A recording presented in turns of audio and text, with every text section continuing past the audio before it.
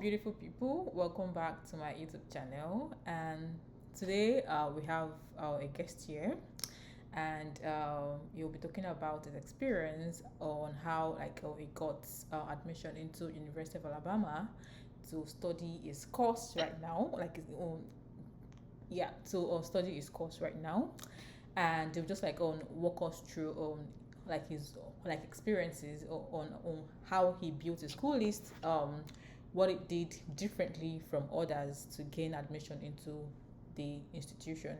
And fun fact, he gained admission to Alabama with his HND, which is the higher national National diploma. diploma. Yeah, higher national diploma. So this story is very interesting. So you guys should sit tight. If you want to take your notes, take your notes. Like you can write some tips down because Solomon is going to give you the tea right now.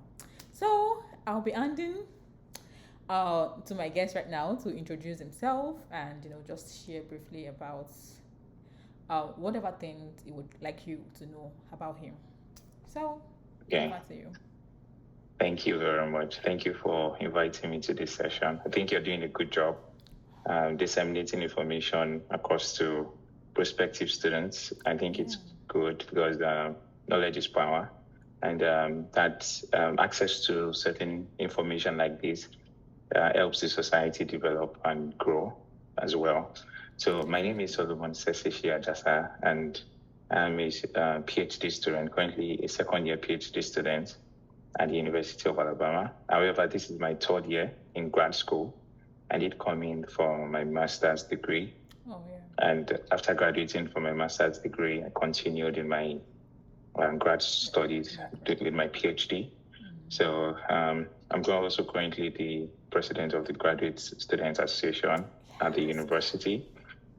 And I also serve as a graduate teaching assistant within my department, where I offer support to students in teaching. Currently, I am an instructor of record for CA360, which is Introduction in Construction Engineering and Management. And basically, my funding, is supported by me offering this service to students. So that's sort of me meeting my financial or meeting the department's goal of having me in the university. So I think that's a little about me. And then my research is more into safety engineering, natural disaster reconstruction, through data-driven approach to just make life more safe for construction workers.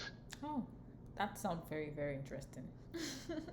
And thank you for the well-detailed introduction. That was a good one as well. So I was just curious to know how you gained admission into the University of Alabama, because I think I just learned about it that you can actually gain admission with your HND, because that knowledge is very, very new to me. I wouldn't even lie, and that's why I was very interested in interviewing you just to give us the real life worksheets on what you did and on what made you want to study abroad, and how you knew that you could use your degree to study abroad. So can you just tell us when you started thinking about studying abroad, and when you knew that you could use the degree that you have to study abroad, and how you kind of filter out the schools that are accepting your degree for the admission. So can you just So first thing first, I just want to put out a disclaimer that having an HND is not a suicide. It's not a suicide mission, or pursuing a PhD is not a suicide mission. Having a PhD is not the end of the world. No. It depends on how you see yourself. There are lots of opportunities out there, regardless of the degree that you have. There's this level of there's dichotomy in Nigeria where having a PhD, having an HND rather, feels like you're not good enough. It feels like you can access certain opportunities, but that's not the same with the world view in general. So I just wanted to put that disclaimer for people that have that have HND like me. Sorry, I keep saying PhD. I mean, no, it's very, very understandable. That HND is like me, that there's a lot of opportunities that you can access, and it's not degree specific. It's more about you as a person. So after I did my national diploma at Lagos State Polytechnic, and I did my higher national diploma at Yaba College of Technology. Oh, So yeah, post HND, after I finished my HND in 2018, I was thinking of what next to do. I knew part of me wanted to acquire more knowledge in civil engineering domain, understand how things work beyond just the traditional attempt of after school you get a job in a construction company and that's about it. I wanted to advance my knowledge, have better degrees like my master's and my PhD, and just see the world in general. So that made me develop an interest in looking out for opportunities outside of Nigeria. While I was doing that, I was equally working, right? I was working while I was spending time on research. And my first interest was to school in Canada.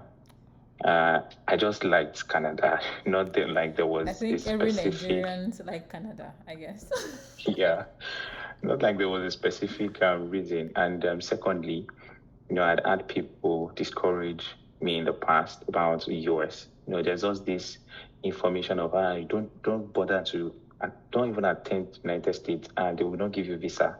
They're very difficult. They're very tough. Yeah. And and looking at what happened about legal immigration being placed on hold in 2019, 2020. A lot of people were a bit skeptical about the United States. Yeah, so Canada was sort of my first priority. And I started looking at schools in Canada. And there was something very peculiar about all the schools I was looking. I realized that they run a similar education system in Nigeria, whereby with your HND, you cannot go directly for a master's degree. And that was another thing. I didn't want a situation whereby I would have to talk or do a pre-master's or do an advanced diploma. And I wanted to go directly into my master's program because I felt it was a waste of my time or, having trying to go back to school for another 2 years to top up my program. Yeah. So a couple of schools that I saw in Canada were offering pre-master's program, which is about a year, somewhere 18 months. And the ideal thing was they wanted to just ensure that you match up with the BSc, the BNG, Bachelor's in Science or Bachelor's in Engineering. And I was like, okay, that's a little bit of restriction. So that was the first thing. And the second thing was I was also looking for a school that I wouldn't have to spend a lot of money on because while I was doing the whole process, to be honest with you, I didn't tell anyone. It was just a self-driven approach to life. And I didn't want anyone to discourage me. I didn't want to create any form of anxiety, where people are like, oh, so what's the progress? What's going on? So it was more of me just doing my research. So I knew based on the money I had saved then, I knew I needed to cut some cost, right? So cost was also something I was particular about. The first one I was particular was, is it possible for me to get into a master's program directly? The second was, is it possible for me to save cost while applying for schools, and I was also just also looking at, in general, civil engineering domain in the countries, how solid is that program, right? Will I be able to compete against, the best minds in the world? So those were some of the things. And after realizing there were a couple of limitations in Canada, I started looking at other countries. So I looked at Germany because I know Germany's civil engineering is sort of one of the best. But then I would probably have to do that scholarship, which is really competitive. And having an HND to get into that was almost impossible as well. And that's, there are few cases of HND holders getting that scholarship, but it's just very tough. Very, very tough. And so there was a random day I was on Twitter and I saw a post from someone. His name is Ifeanyi Opala. used to be a student here at the University of Alabama in civil engineering. And I just saw a post on having an HND. You can actually apply to University of Alabama even with your HND. I was like, really? I can, for a master's or a PhD. I was like, okay, this is interesting. So what I did that day was to go online to start searching for schools that admit HND holders for a master's degree in civil engineering in the US. And I saw a lot of schools. Some schools. So the thing is, the requirements in the US is quite different from a lot of countries. US is not very specific about your certification. What they are more specific about is your course, the courses that you've done. If it the total credit hours meet their own requirements. Yes. So some will tell you that you need to have about 80 credit hours. And you need to have done certain courses as well. Definitely. So it was more about my transcript. If my academic transcript is good enough to meet with that program. So it wasn't about having an HND or not. Yeah, so when I saw that, I was really happy. I felt a bit relieved. Now, okay, this could be a thing. And around that time, I had a friend. She's currently doing her PhD in chemical engineering at Louisiana State University. We were both colleagues back at LASPOTEC, Lagos State Polytechnic, but she continued her HND there. So she was able to secure a fully funded admission with her HND to do a PhD in chemical engineering around that time. And then she told me about it. And that was what reinforced my the initial stuff I saw on Twitter. So I said, okay, that means this is very, very certain. This is the sign for me to go. Yeah, exactly. Let me explore more. But I think one of the things that affected me then was I was a bit skeptical in the sense of I was not certain of myself if I could get into an HND, if I could get a PhD program with my HND, not just the certification alone, but also in terms of what I graduated with. So I finished with an upper credit, right? I mean, and my friend that got the PhD finished with the distinction, the first class. So I was like, okay, maybe it was because she finished with the first class. That was why she got, the PhD. Yeah. And I didn't want a situation whereby I would apply and I would be denied. And so the first thing again, I knew, okay, I could apply directly for a master's degree with my HND. So that was off the table. So the second thing that I used in picking schools was, is there a school where I would probably spend less money, right, in terms of application?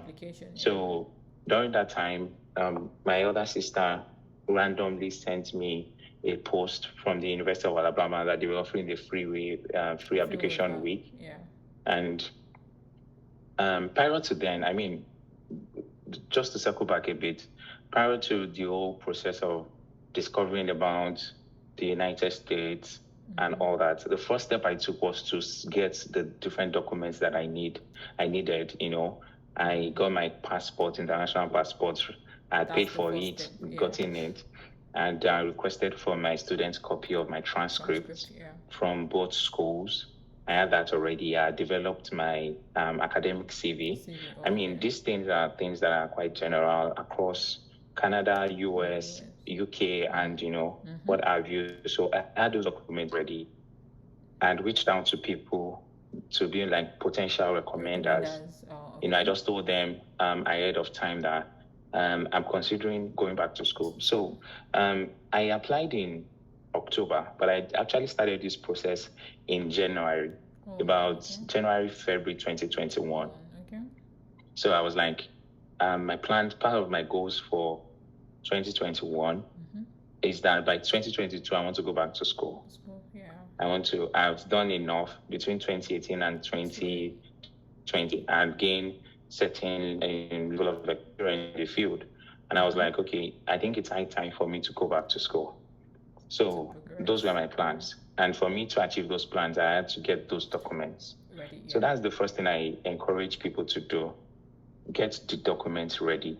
Even if you've not found the right school, you've not started applying, ensure you have the documents ready so that when these things come, you are able to just put in the application. Yeah. So that like it will So be the case of opportunity meets preparation kind preparedness, of thing. exactly. Yeah. Exactly. I mean, which that's sort of what success is. Yeah. When you have an opportunity and you're prepared for it, you're able to succeed in it. So I had those things. And then when my sister sent me, I'm sorry to cut you short. Sorry. Yes, please. Yeah, I want to ask you that. Did you do any transcript like evaluation? Because like no. Oh, okay, that's interesting. So still talking about cutting cost. About cutting cost, I discovered there were schools in the US that would not require an official transcript. Yes. That would require just a student's copy of your transcript. Definitely. And the ones that require the student copy of your transcript would not necessarily require you to do a conversion from WES. Okay. So, like I said, I was cutting costs. I didn't have the money to go through WES, which was about $100 or $200. I mean, if I'm taking that out of my savings, what would be left would not be enough. Yeah, so I didn't do any conversion. The schools that I applied to were schools that did not require conversion. Okay. So, and one of it is University of Alabama, where I am today. So I didn't do that. I just had my student copy and I applied to it. So after I had a list of schools that I considered. First, the second thing was look at schools that would not require WES, and I could get like the free application week. Okay. So that also made me streamline the schools further down.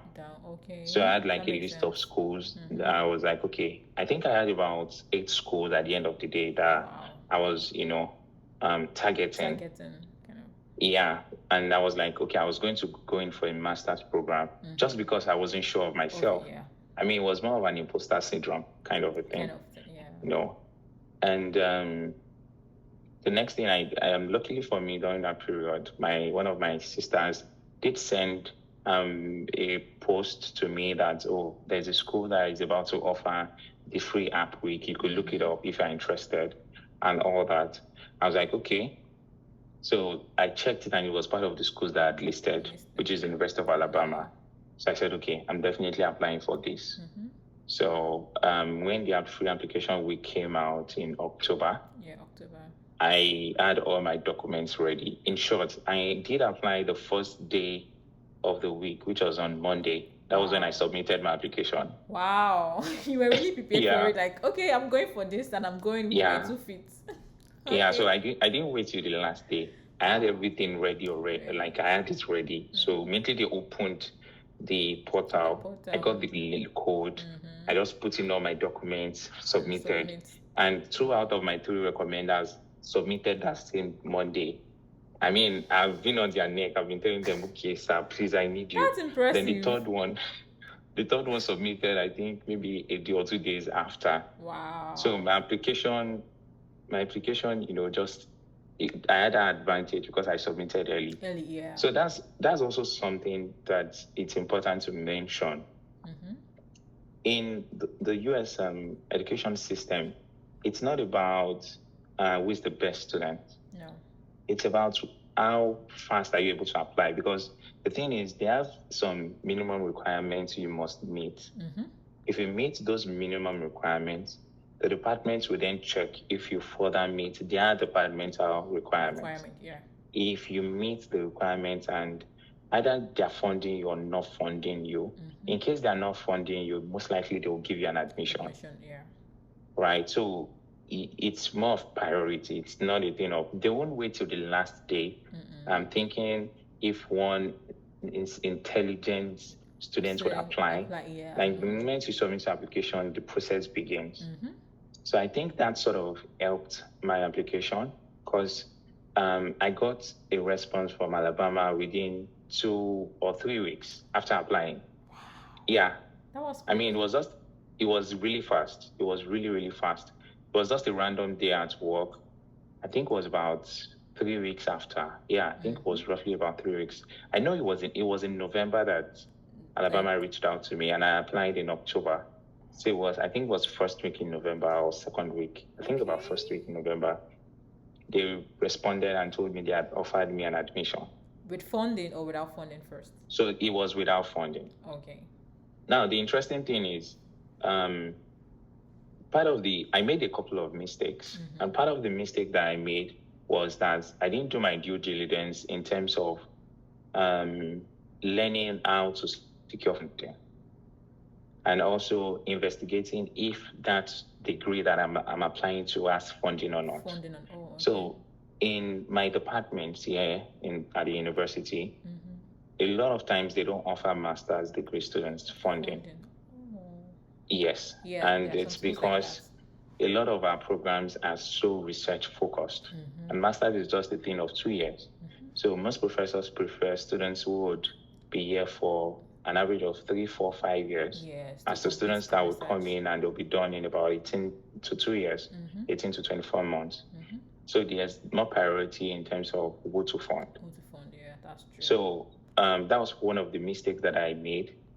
Ideally, I should have reached out to the program coordinator to inquire from him if the department, if they have what it takes to fund a master's student. Program, yeah. So after I did that, after I'd gotten the admission, that was when I started reaching out to the department. But at that point, it was a bit late. And this was, I did that in January.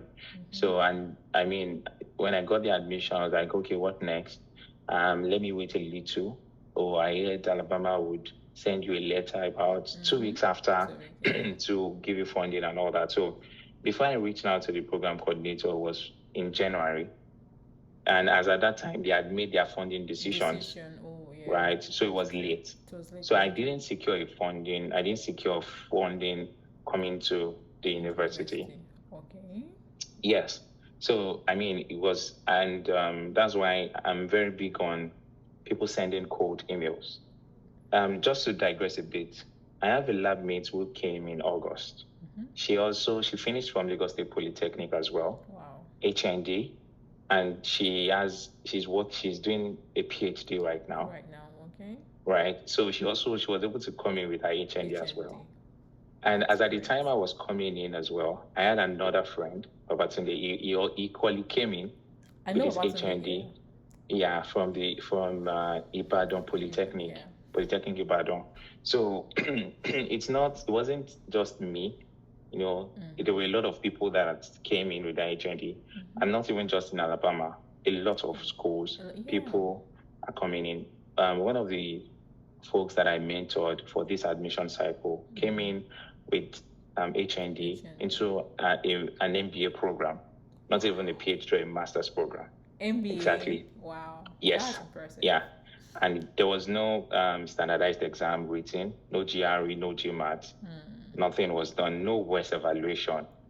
So that was why I placed that disclaimer at the beginning that having an HND is not a limitation to success. It shouldn't be. So after I got my admission, I was able to secure support from my family to fund myself down to Alabama for my first semester. So that was what I did. I had to get funding from my family members to get into the program. And so, luckily for me, I was able to get my visa and all that. So when I arrived, I came in summer 2022. When I arrived on campus, at that point, I knew better that it was possible to get funding opportunities and all that. So this is another thing that also happens. There are certain opportunities that you can access when you are present on campus. Definitely, yes. I can even say yes to that. There are lots more opportunities available. When certain professors know that you're present here, you don't have visa barrier, they've interacted with you one-on-one, they can attest to the fact that you will provide quality work. So when I came in summer in my first semester, that was my target. My target was I was not going to finish that semester without getting funding for my next semester. Because, I mean, it was a lot of money that It is a lot. my family members had to put together. It was a lot. That's a lot of money. Kudos to your family members. Oh, yes. I mean, I'm grateful to them. Always grateful. They supported the guy with a dream. Yeah, that's impressive. When I got to the department, I introduced myself to the head of the department, to the graduate program coordinator, to different professors in the department. I had to make myself known in the department in summer. So I started sending cold emails to the professors that there's a student, my name is Solomon. I came from Nigeria. I'm currently doing my master's here. I would like to work in your lab. If you have some research opportunities for me, I'd like to contribute to it. This is my transcript and my CV. If you are available, you can, reach out to me. Let's have a meeting. So,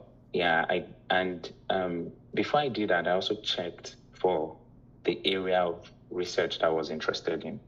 So in summer, when I came in, I was doing an independent research with a professor that had funding, but it was in environmental engineering.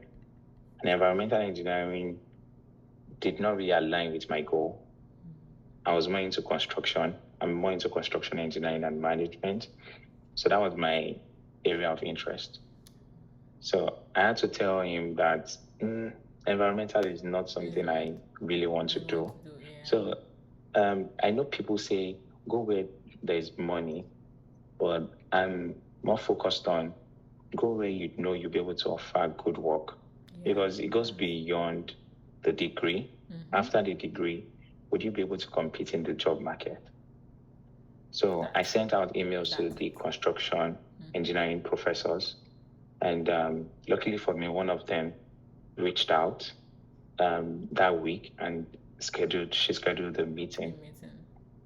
Also, it's important that you show your work, show yourself, like being able to show yourself the work you can do, right? Okay. Yeah. I mean, faith and work, you need to pray, but then you also need to work. The professor I was doing the independent research with, he saw the kind of work I was doing. And when the other professor that I reached out to scheduled a meeting, unknowing to me, the professor I was doing the independent research had reached out to her on my behalf, telling her that this boy is working with me in summer, and he has been able to contribute to this research that I'm currently doing. I think it's going to be a good addition to your team. This was before I even met her. I mean, she told me later on, after we had started working, that, this person actually reached out. Yeah, so when I met her, we spoke. She asked me what my area of interest was. Told her I was more into safety. I told her why. Because while I was working, in the industry, I experienced like fatalities. People die. And that was what sort of triggered me to, go into this area and all that. And she was like, okay, she would love to work with me, but she gave me some tasks to do just to test those skills that I said I have. So I went like over and beyond to deliver quality work. And after I did that, she told me, okay, I have some funding support for you, and I'll be providing funding for you for fall semester. Wow. So that was how I secured my funding. Wow. And I was that was how I became a teaching assistant. So I was assisting in teaching safety engineering and also introduction to construction engineering. And but at the same time, I was also contributing to the research project. We had about 3 research projects at that time. I was equally contributing to it. And, that was how I had to keep on contributing and learning on the job. So in a nutshell, that was how I got my funding, right? I had to go an extra mile to get mine. But I would advise people don't do exactly what I do, because there are times where some people could have gotten the admission without funding, and they might not have family to support them. Definitely. About $17,000 is a lot of money. It's a lot. Yeah, so not even with the current exchange rate. No. That's millions of naira. Yeah. So it's important they send cold emails, ask questions. One thing is I noticed is, the culture we have in Nigeria is you're scared to approach professors, you are scared to ask questions. It's not the same here. They want you to send emails to them. They want to know you. They want to have an idea of who is coming in. Yes. From exchanging emails with them, they cannot tell if you'll be someone with quality, right? If you're going to be an addition to their department or not, right? So, and that has been like the stretch for me, and that just kept me going. That's been the momentum up to this very moment. Thank you so much, Solomon, for sharing your story. This story is how would I put it? Your story is kind of uplifting, I would say, and yeah, it's kind of like and your story kind of like relate to one of my friend's story as well. She came to the US without funding like in my school, and we're trying to like approach different professors for funding, but eventually she got funding that is even far better than we that even came with funding got. I'm like, okay, what is going on? So I would just like say that everybody should just like do their research really really well before applying. Yeah, so I wanted to have the last word here because my time is running out here. I have just 5 minutes here on this Zoom call. So, what advice do you have for prospective students on trying to come to the US with their diploma right now? Saying that I'll be competing with different people or like around the world, and this is the diploma that I'm having. Like, do I even qualify for this like opportunity? And like I feel that study abroad is kind of like a mindset thing. Like it's a mindset. Yes. It's a mindset. Yes. But then people do not know how to like take away those barriers from their mind first before like approaching the real life thing about study abroad. Yeah. So what advice would you like give them in that regard? Yeah. So first thing first is that this thing it's a DIY process. It's a do-yourself process. You need to forget about, I need an agent before I can succeed. It's not true. You don't need anybody except you put in the work. They'll just take your money and for granted. So the first thing is you need to understand that this is the process that you can get done if you put in the work. If you put in the research, you can get it done. The second thing is use the network you have.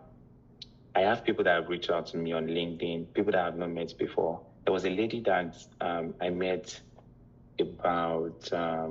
I met her in September. Yes, she's from Kenya, and she approached me and told me that some of the information that I had out was what helped her in securing funding and admission to the school. Wow. And I was so happy. I have never met her before. I don't know her from anywhere. Wow. All she does was just follow the content that I have. So use your network, reach out to people, especially folks in the US. They, if one person is not answering you, check for another person, right? There are a lot of people that are willing to help. There are a lot of information out there. There's academic Twitter, there's LinkedIn Twitter, LinkedIn, academic LinkedIn. I mean, just use those resources. Let people help you review your application. Let them mentor you through the process. Right? Emphasis that is on very important. Review your application. Yes, very, very important. And another thing is don't be scared to send emails to professors. Forget about if you have an HND, forget about your certificate.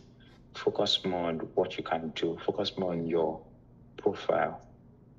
Forget that. Don't feel like because you have HND, it's already a limitation. It's not. Like, think that thing out of your mind. Purge yourself of that particular thing. And know that you have what it takes to get into the program. It's more of what the experiences you have, the skills you have. How can you be an addition to a professor? Because if anyone is bringing you in, they want you to be an addition to them. Definitely. Right. So, my advice would be just use those resources available. And thirdly, be very timely with getting your documents. I tell people that you should dedicate a year to the whole admission process, year and cycle. If you want to apply in October, if you can start it in October the previous year, start. So you have enough time, because getting transport in Nigeria can be hell of a journey. So get these documents early, have all these things ready, so you won't be under pressure, to meet up with those things. I think those are basically things I have to share. Oh, Okay, I have one more. okay. For students that are still in school, probably towards their final year, try and get a good grade. If possible, get a 2-1. And also ensure that whatever you're doing research-wise gets published. If it gets published, it also adds to your portfolio and helps you to secure better opportunities outside of the country. Yeah, those are great and fantastic like advice that you gave us, and thank you very much for coming to this channel. And we hope to see more of you next time, probably to tell your visa story, because like how you got how you got your visa like approved without funding. And I know that like that would be a very interesting story. Yeah, looking forward to that. Yeah. So thank you so much.